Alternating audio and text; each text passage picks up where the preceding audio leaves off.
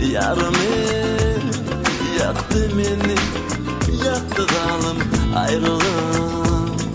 Çekenden ayrılığın derdini kimlerge yenilmege halımı alıp gelen ey yalanlar yarımı yaktı beni, yaktı zalim ayrılığım.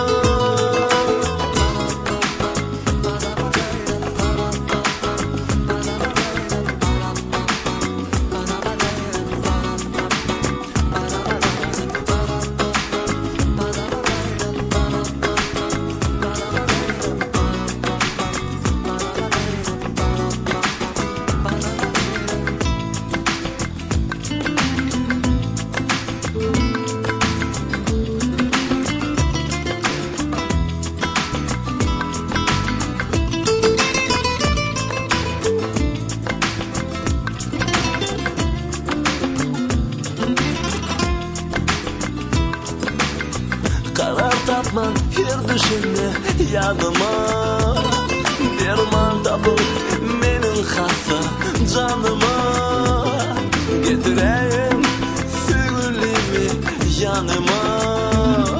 Yaktı beni, yaktı zalim ayrılık.